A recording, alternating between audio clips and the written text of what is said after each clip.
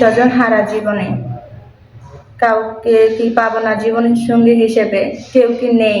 আমার দায়িত্বটা কেউ নেবেন? যদি সতীনের সংসার করতে হয় তো তাতেও করতে আমি রাজি আছি। দুবেলা দুমুঠো ডাল ভাত হলেই চলবে। আপনার সাথে যোগাযোগ করবে কিভাবে? আপনাদের মাধ্যমে। সুপ্রিয় দর্শক শ্রোতা, আপনারা এই মুহূর্তে স্ক্রিনে যে আপুটিকে দেখছেন, আপুটার যদি কেউ দায়িত্ব নিতে চান অথবা বিয়ে শাদী করতে চান, স্ক্রিনে যে নাম্বারটি দেখছেন এটি ইমো হোয়াটসঅ্যাপ নাম্বার। এই নাম্বার আপুটা একটি স্ক্রিনশট দিয়ে পাঠিয়ে দেবেন, আমরা যোগাযোগ করিয়ে দিব। তারপর বাসা বাড়িতে অনেক কাজ করার চেষ্টা করছি। এখন এই যে এভাবে রাস্তায় ঘুরে ঘুরে চলতেছি। মেয়ে মানুষ তো অনেক মানুষে কুনজর দেয়, অনেক রকমের কথা বলে। ছোট বাচ্চাটাকে নিয়ে আর রাস্তায় আসছি ভাই। এখন মূলত চাচ্ছেনটা কি আপনি?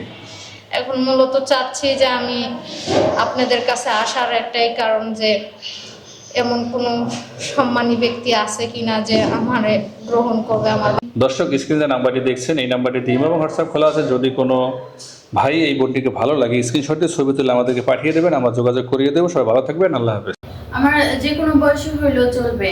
সে যদি বিবাহিত থাকে, দ্বিতীয় বিয়ে করতে চায়, আমার কোনো আপত্তি নাই। আমি তার সাথে বোনের মতো হয়ে থাকার চেষ্টা করব। সে যদি আমাকে আলাদা রাখতে চায়, আমার তাতেও সমস্যা নেই। আমি একটা সংসার চাই, ভালো একটা মনের মানুষ চাই যে আমাকে একটা ভবিষ্যতের আশা দিতে পারবে।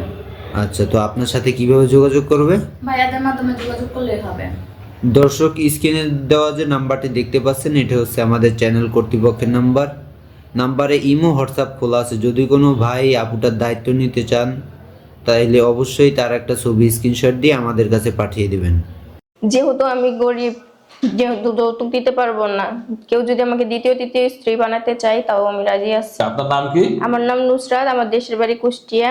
আমি পড়াশোনা এসেছি, পাশ করেছি। আমার আম্মু আছে, ছোট দুটো বোন আছে।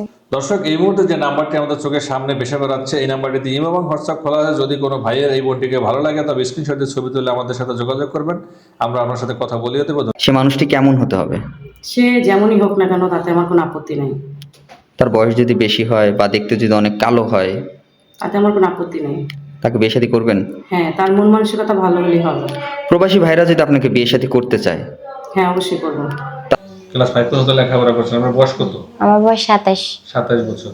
এখন কেমন বয়সে পুরুষকে বিয়ে করতে চান?